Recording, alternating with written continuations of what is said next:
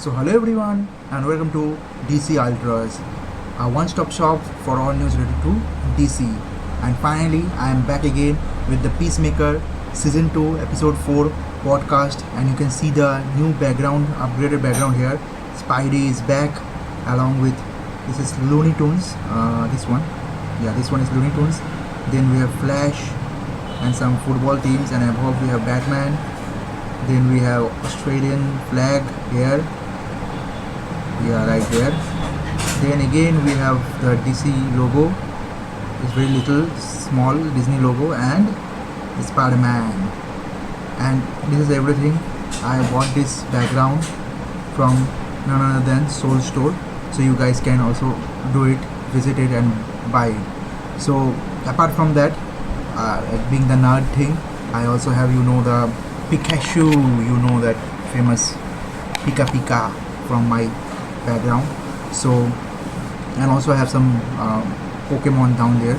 So that's a different thing. But today we are talking about the DC brand, the thing which is everywhere in Fortnite, in Mortal Kombat, in anime, in games, in movies, and also in series. That is the man himself, John Cena, aka Christopher Smith, and the alias is Pecemaker, baby.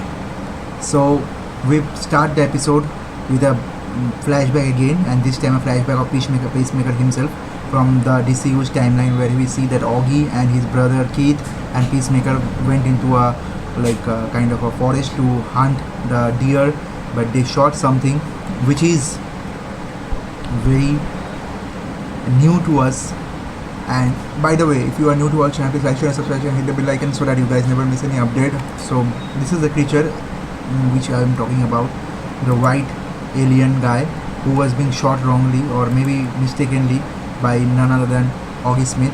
And then you can see the slime coming out from his belly, that maybe his intestine, and you can see the helmet also, the material, kind of a material from which the helmet is created, that is also lying on the ground along with the alien. So this alien is basically the main character, maybe I think down the road, because it's being named as gods and monsters. So I think the monsters are these people, these creatures, or maybe they can be the gods if I'm not wrong. Maybe the humans or the earth people are the monsters to them. I am not sure. Maybe James can retrospectively put it up.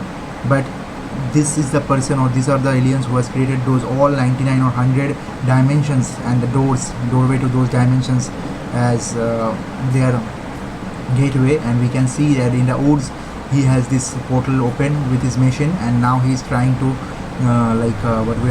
trying to escape the place, but Augie Smith hunts him down, take his doorway, and then bam, we saw the intro, and finally they have set it up the doorway in their closet, that is Pecemaker's dad's house. And now after Pecemaker's dad is being killed by Pecemaker himself, now Pecemaker have the closet's access to himself, which is being monitored hugely by Argus, and now Argus is now hunting down Pecemaker with the lion squad.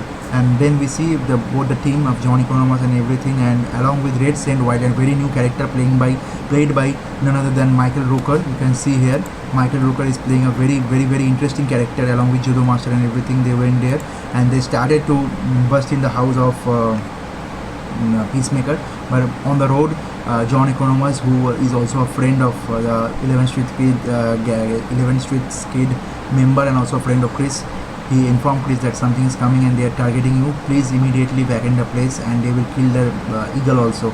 So then Pecemaker and Eagle makes a kind of a escape from their own house from the back, with the back door, because they Pecemaker was already kind of figuring out something was wrong in the house, because there was bullet marks and wounds on the on the walls of the place. So that was very that was very authentic and kind of a worrying sign that what has happened when he was not present and he was in the multiverse or the other dimension, what has happened here actually. So he was also very much intoxicated, so that was the reason he didn't notice it when he came back after the first attack, when Eagle saves the day. But yeah, now we can see that they are being hunted by the Argus, and then try to run from there, but Judo Master finally finds Pecemaker, and there was a very well fighted choreography scene between Pecemaker and Judo Master, and Judo Master was eventually very hard on Pecemaker again, and this time also maybe the Eagle was going to save the day by beating the hell out of Judo Master. But suddenly there was a bam, because the Red Saint White, who is the new character introduced, he is kind of the Lex Luthor or a sorcerer's villain from the Dark World, and he is actually kind of related to all the powers of Beast Boy and Animal Man and Vixen, because they all use the power of raids we see to connect to the animal soul and find whatever they need and the power. And here also the name suggests that red is that part. He himself is the black magic that is being named as red, and then his name is Saint Wild. So he went to hunt Eagle, but he was saved at that time by none other than John Economos, who busted this man from behind, and he fell into a rock, and his third eye gets open. That means his head is actually busted open now, and he was bleeding badly. If you can see, if I can produce this is a scene where he was like, his head was injured and he was busted open and he was bleeding. And when someone asked him, he said, yeah, I am like now fully back in my consciousness and I will hunt this eagle. And when he was back in consciousness, John like kind of retrospectively joked with him and kind of saving his own, as that no, I didn't hit you, it was another eagle who came to save this eagle and he hits you. And then at this time his cults believe and everything also get a new kind of flurry, as he think that this is a prime eagle he was hunting, and this is his like goal of the life, to hunt down this eagle, bald eagle, who is named as Eagle. And on the other hand, we see that Pecemaker now goes with Adebayo, kind of escape from there, and Adebayo also like is not very much in belief that he has went to another dimension, and Pecemaker said him a full story like how he has made his other dimension version, his friend, his brother, his Emilia Hardcore is his girlfriend in that dimension, and his father is also alive. Emilia Hardcore was also dating Rick Flag Junior, that is being mentioned in the other dimension also by Pecemaker himself, but I don't know that how much truth is that, but maybe it can be a rumor or maybe a guess of Chris Smith.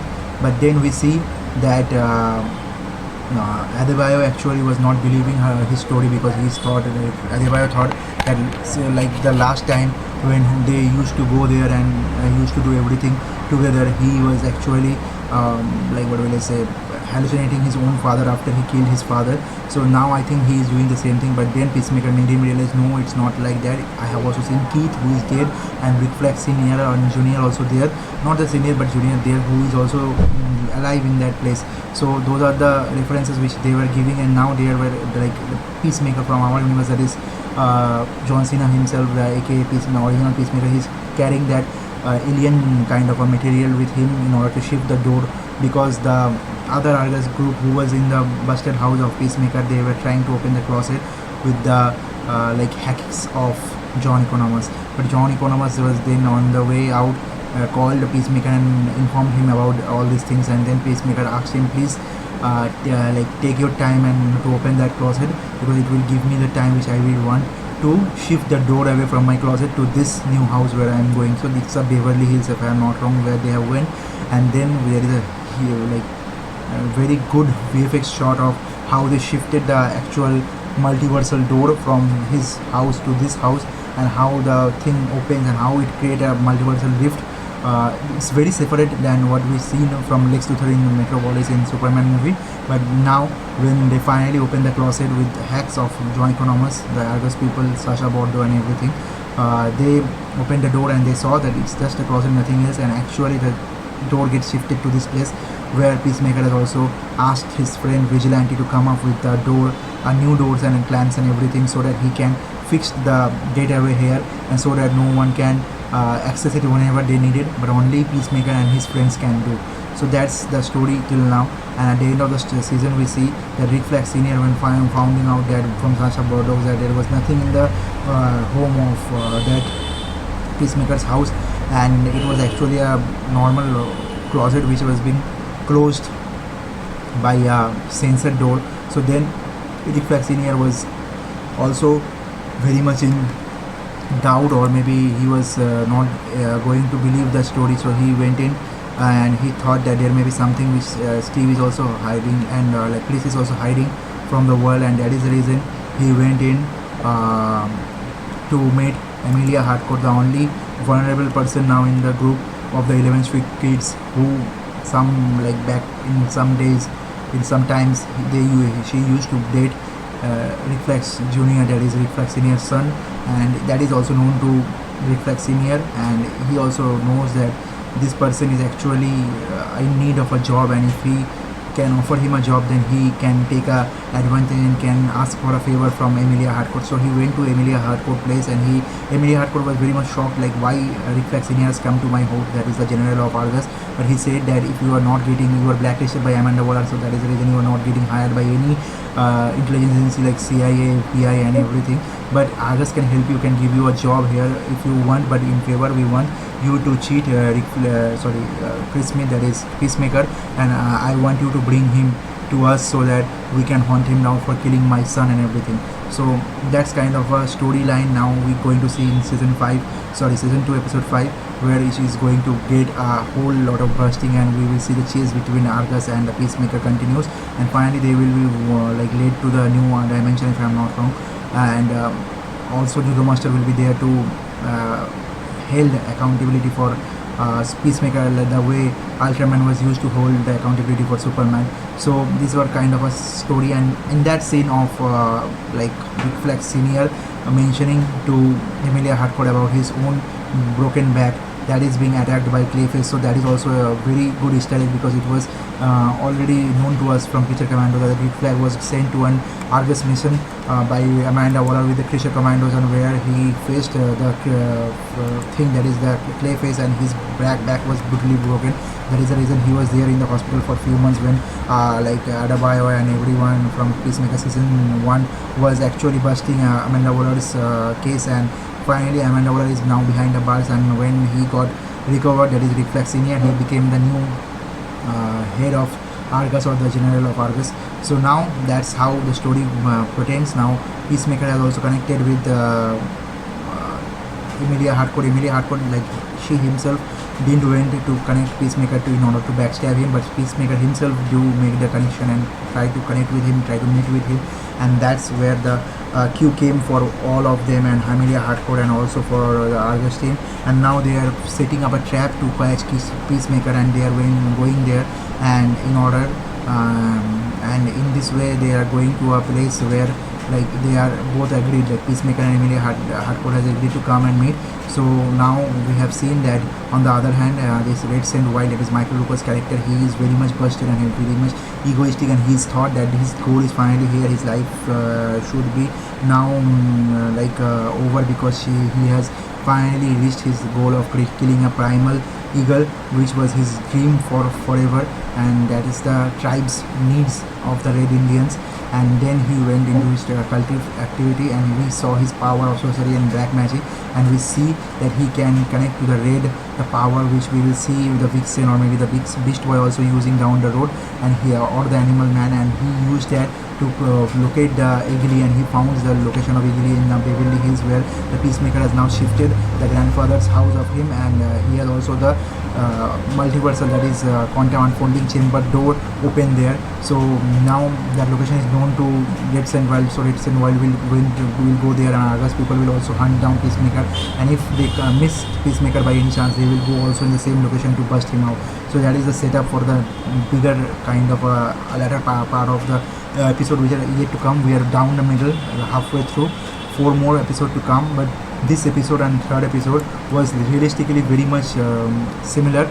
They have little bits of things in the storyline going forward, but the cameos and parts were not that much high on the stakes. But now the business is getting real. From 5th episode it will be a full chase on, and from 6th and 7th and 8th, as James Gunn mentioned, there will be huge surprises and huge cameos down the road. So I can't wait for it to people see it. So obviously thumbs up from me. Another great episode. I found this episode more enthralling than the previous episode, that is episode 3, though people were saying that episode 3 was the best episode till date from season 2, but yeah, I think that episode 4 is the best till date according to me. So my rating will be maybe 4.5 out of 5, and still we are expecting a lot more from season 2. So that's my rating.